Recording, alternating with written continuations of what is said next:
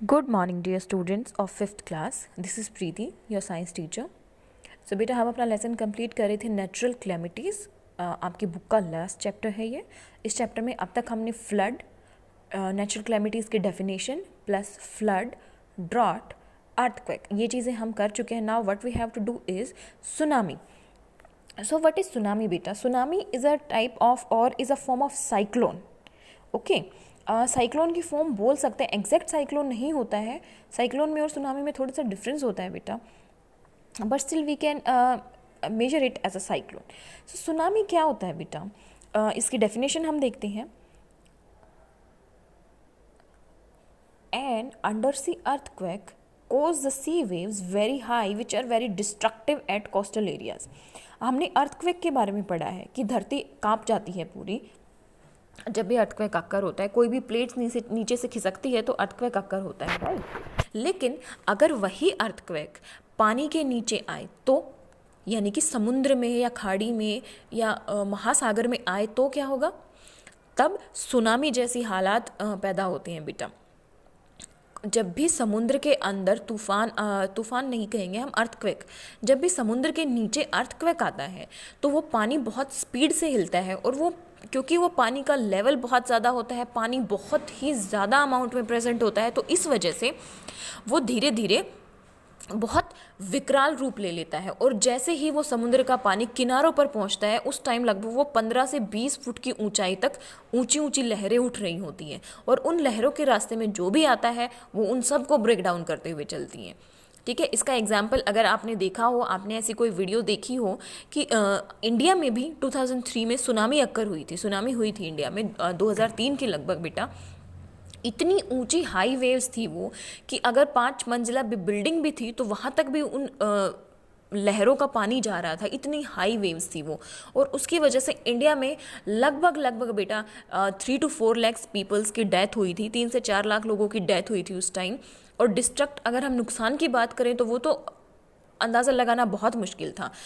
पश्चिम बंगाल, ओडिशा, चेन्नई, तमिलनाडु, केरला, उस तरफ ये एरिया, ये जो कोस्टल एरियाज़ है जो समुद्र के पास है, इन एरियाज़ में बहुत भारी तबाही हुई थी। क्यों? क्योंकि हमने उन वार्निंग्स को सीरियसली नहीं लिया। गवर्नमेंट की तरफ से या मौसम विभाग की तरफ से वार्निंग हमेशा आती है, लेकिन हमने उनको सीरियसली नहीं लिया तो हम अपनी जगहों पर वैसे ही रहे आराम से कि छोटा सा तूफान है, आकर चला जाएगा। लेकिन जब सुनामी आई और उसने जो भी तबाही मचाई थी, वो तबाही इतनी ज़्यादा खतरनाक थी कि उसको टीवी पर देखना भी बहुत मुश्किल हो रहा था। आई रिमेंबर, मैं बहुत छोटी थी उस टाइम, 2003, यस, मैं काफ़ी छोटी थी उस टाइम। जब मैंने टीवी पर वो देखा तो I couldn't believe my eyes कि ऐसा भी हो सकता है, लेकिन ऐसा हुआ था। अगर कोई शॉर्ट वीडियो मुझे मिलेगा तो मैं आपके साथ शेयर ज़रूर करूँगी कि सुनामी से किस तरीके की तबाही हुई थी। बहुत ज़्यादा डेथ हुई थी, ना कि हमारे देश में, आसपास के देशों में भी बहुत ज़्यादा डेथ हुई थी, और प्रॉपर्टी का नुकसान भी बहुत ज़्यादा हुआ था। तो समुद्र में जब भूकंप आता है तो उसकी वजह से जो वेव्स हैं, जो लहरें हैं पानी की, वो बहुत ज़्यादा ऊंची उठती हैं और समुद्र के बाहर आ जाती हैं। तो आसपास का एरिया जितना भी है उन सब में पानी भर जाता है, बाढ़ जैसे हालात हो जाते हैं, और बिल्डिंग्स, रोड्स, इलेक्ट्रिक पोल्स, सब कुछ टूट के बिखर जाता है।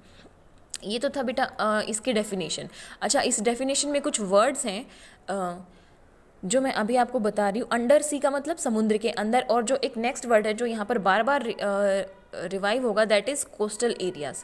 कोस्टल एरियाज़ क्या होते हैं बेटा? कोस्टल एरियाज़ वो वर्ड होते हैं जो वो जगह जो समुद्र के पास है, जो समुद्र के किनारे लगती हुई हैं ना, उनको कोस्टल एरियाज़ बोलते हैं।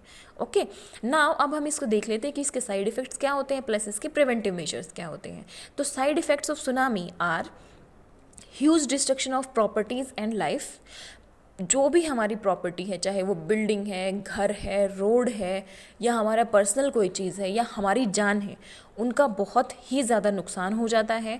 प्लस इसका जो सेकंड इफ़ेक्ट है वो है इलेक्ट्रिक पोल्स हैं, मोबाइल के टावर्स हैं, गैजेट्स के टावर्स हैं, रोड्स हैं, कम्प्लीटली डिस्ट्रॉयड हो जाते हैं। आपको निशान भी नहीं मिलेगा कि यहाँ पर कोई रोड था, इतना ज़्यादा डिस्टर्बेंस वहाँ क्रिएट होता है। इसके अगेंस्ट हम प्रिवेंटिव मेजर क्या ले सकते हैं बेटा? सो प्रिवेंटिव मेजर होंगे हमारे government should give a prior warning, government को सबसे पहले एक वार्निंग ज़रूर देनी चाहिए लोगों को कि तूफान की आशंका है या सुनामी की आशंका है, ठीक है। And the second point is people near the coastal area should take warning on a serious note. जो आदमी समुद्र के एरिया के पास रहते हैं उनको वो वार्निंग बहुत ज़्यादा सीरियसली लेनी चाहिए। ऐसा नहीं है कि सुना और छोड़ दिया कि कोई नहीं, तूफान आएगा तो आ जाएगा, ऐसा नहीं करना चाहिए। सीरियसली लेना चाहिए कि कोई बड़ा तूफान आ जाए तो हमें अपनी जान बचानी चाहिए। And the third point is people from coastal area should take shelter to a safe place. जो लोग बहुत बिल्कुल समुद्र के नज़दीकी एरिया में रहते हैं, वार्निंग सुनने के बाद उनको अपना जगह थोड़े टाइम के लिए, यानी कि जब तक कि वो तूफान की संभावना है एटलीस्ट तब तक के लिए अपनी जगह छोड़ के किसी सेफ प्लेस पर जाना चाहिए। क्योंकि घर को तो हम ले जा नहीं सकते बेटा, तो एटलीस्ट हम अपनी जान बचा सकते हैं, तो वो हमें बचानी चाहिए। ओके, तो ये तो थी बेटा सुनामी, इसके साइड इफ़ेक्ट और इसके प्रिवेंटिव मेजर। आई थिंक आपका चैप्टर यहाँ पर फिनिश हो गया है। एक लास्ट टॉपिक बचता है एंड दैट इज़, क्या है आपका लास्ट टॉपिक? आपकी बुक में देखा आपने? आपका टॉपिक है बेटा what roles government and armed forces to be played. Government और आर्मी जो है, आर्मी फोर्सेस हैं, वो क्या रोल प्ले कर सकती हैं अगर कोई भी नेचुरल क्लैमिटीज़ हो तो। वैसे ये चीज़ अपने आप पढ़ सकते हैं आप, तो आपका वर्क रहेगा जो आज मैंने वीडियो भेजा है इसको अच्छे से सुनना, रीड करना।